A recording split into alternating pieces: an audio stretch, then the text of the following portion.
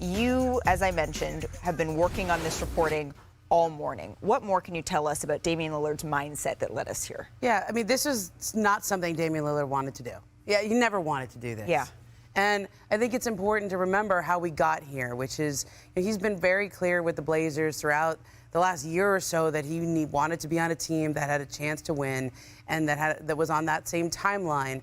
And you know, he went into this, he went on vacation and was watching everything that happened in and around the draft. I think he was kept well apprised of where they were and what they were doing, what they were working on.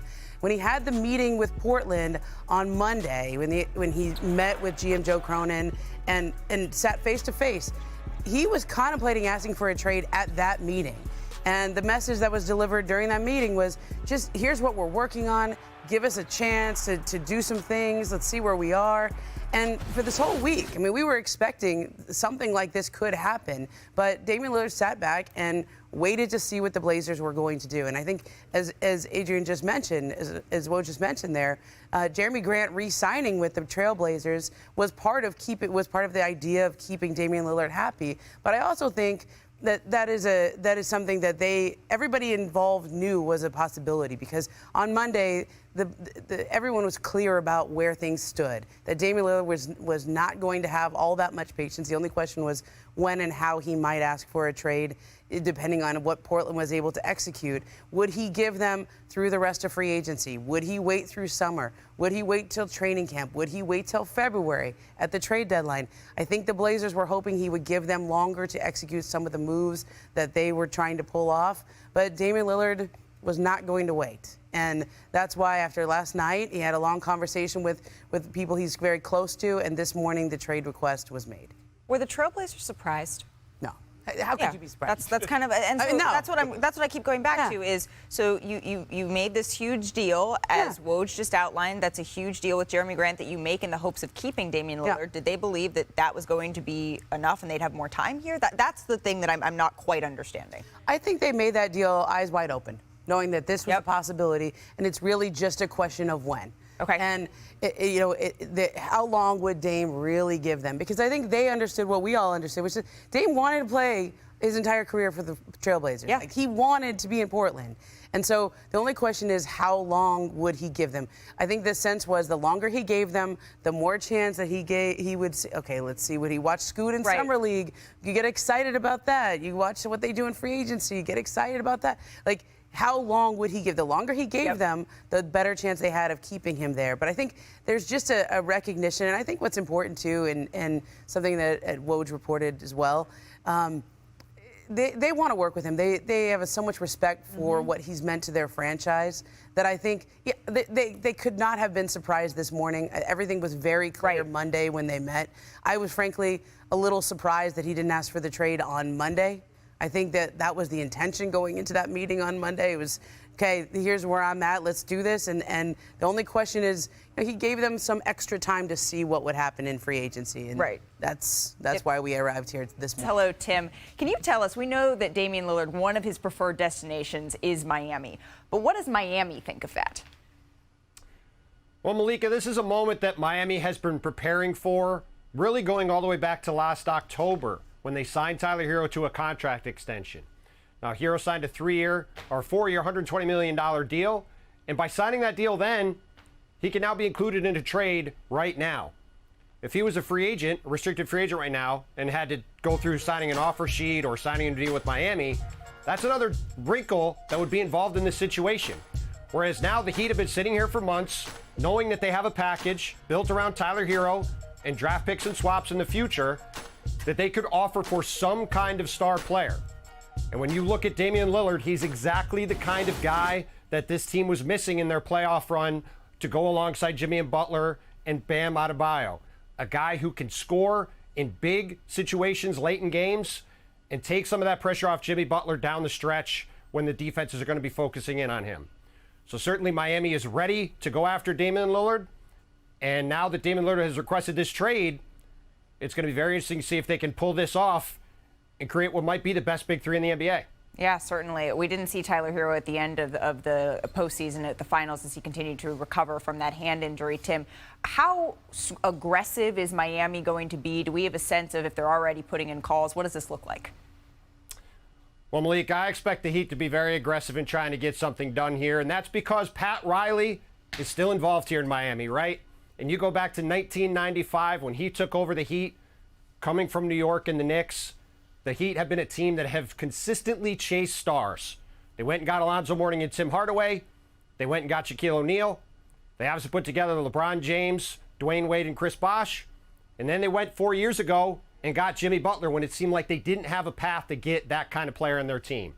And certainly as they've been planning this out now for several months, this is the kind of guy, Damian Lillard, that as Pat Riley goes into the late 70s and into at the end of his career, this is the kind of guy that could be the guy that could finally put Miami back over the top and get the Heat their 4th NBA championship. Tim Bontemps, thank you so much for spending some time with us here on NBA Today. So we know that Damian Lillard, on his list of preferred destinations, Miami is up there at the top. And Tim Bontemps just outlined for us how exactly Miami could get that done as we say hello to Richard Jefferson. Hello, my friend. We haven't gotten a chance to get your reaction this morning to Damian Lillard's trade request. Let's start there. Well, it's about Dame time, right? Like, that's for me. I've been waiting on the about Dame time. I'm 100%. No, for me, it's very clear. You know, we sat up here and we were like, what does James Harden want? Does he want money? He's turned down money. Does he want to win? He keeps leaving semi-good situations. Dame has said he wants to compete. He wants to win. Right? He was hoping he can get that done in Portland, the place where he started his career, really set himself up to be one of the 75 greatest players, a future Hall of Famer, Rookie of the Year. He did not want to leave Portland. And that's where I think, for me, it's a weird situation. It was at a stalemate, and it's like, dude, you're not on the same timeline. The young players and Dame are not on the same timeline. We saw it with the Golden State Warriors and some of their young players when they tried to go Kuminga and tried to go Wiseman. Sorry, Perk. Sometimes great players and the young studs are not on the same timeline, so I'm happy for Dame. I'm excited that we're going to get to see him hopefully compete at a much higher level than he has the past couple of years. What are you apologizing to me for? Because you cry every 2 seconds. Oh, it's time for Kuminga. It's time for Kuminga. It's just like, no, sometimes young players take a little bit longer to develop, and that's not on the timeline. What's the latest? He's opted in, he wants out. Where do we go? Well, you know, I still think there's a path to reconciliation with the 76ers and James Harden, but they are exploring options for him, and I think the team you should watch is probably the Los Angeles Clippers. The Miami Heat was mentioned there, but I think the Damian Lillard situation has changed that calculus a bit. Chicago Bulls are a team that you could watch with James Harden. That would probably be something involving Zach and some of their other players. But it's to me the fact that James Harden opted in, $35.5 million here. Tobias Harris is an expiring contract. They're not going to extend Tyrese Maxey this offseason. They've chosen to delay that. That's not a reflection on how they feel about Tyrese Maxey. That is an attempt to create 2 max slots around Joel Embiid next offseason. The question is, does Joel Embiid want to wait that long for players? Can they keep James Harden and Tobias Harris this year, run it back with that team, and then see where they are? Is there anyone they can go get with those 2 max spots? That's a lot to ask for the reigning MVP, who is at a point in his career where he wants to win. They were very close this year. And so I think the easiest thing for the Sixers to do is just run it back. James Harden opted in, and we just keep stressing this. That means that he cannot do an extension, either with the Sixers or with any team they might trade him to. So he's locked into that salary spot and an expiring deal and to hitting free agency at the age of 35 next year. Well, speaking of the 76ers, we have some breaking news here on NBA Today. So for more on that, let's bring in our senior NBA insider, Adrian Wojnarowski. Woj, what more can you tell us about the 76ers here? Malika, Patrick Beverley is going to join the 76ers on a 1-year deal. His agent, Kevin Bradbury, tells me.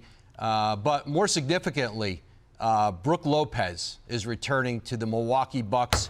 2-year, $48 million deal for the veteran center. They were in a battle in Milwaukee with the Houston Rockets once free agency started last night, and they were able to stave off the Rockets, keep Brook Lopez. They're also bringing back Chris Middleton on a 3-year, $102 million deal. And the Bucks are not done. They want to go out, continue to improve this team under first-year coach Adrian Griffin, but there were no bigger priorities for that organization than to keep Middleton, keep Lopez, and now they've done that. And certainly that puts the Bucks back, I think, front and center among championship contenders when training camp opens.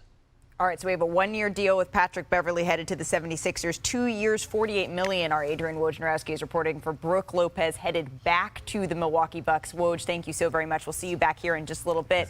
Richard, I know you were hoping. You were hoping for your Rockets. He unbuttoned another button after that one. And now the buttons are unbuttoned. Your reaction here? Hold on, for his Don't touch me. When they became his Rockets. Yesterday. Yesterday became my Rockets.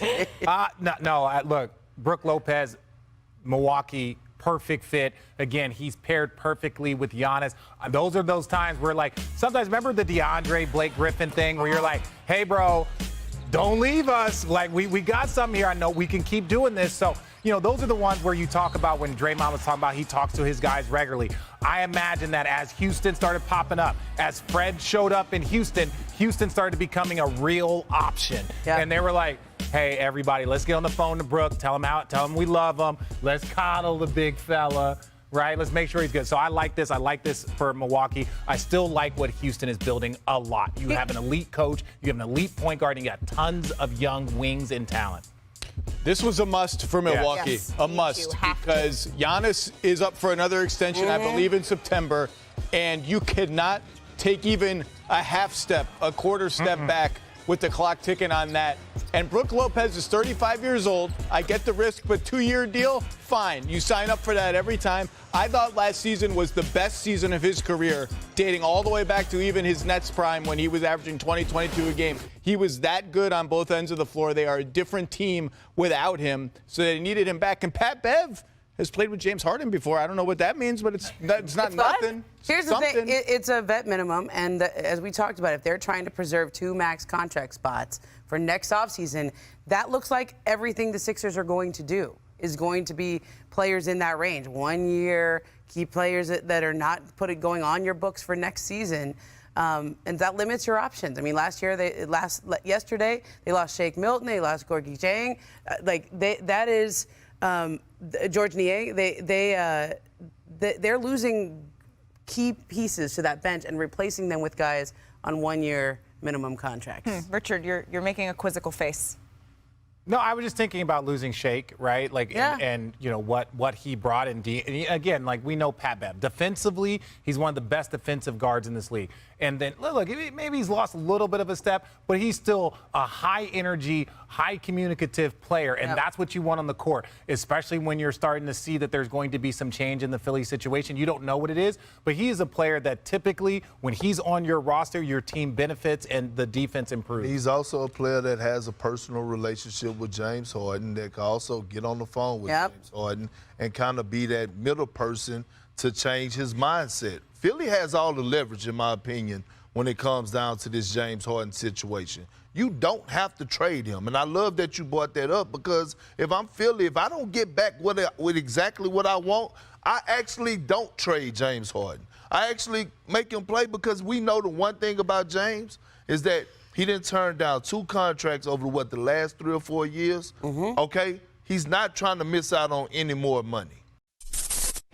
Thanks for watching ESPN on YouTube. For live streaming sports and premium content, subscribe to ESPN+.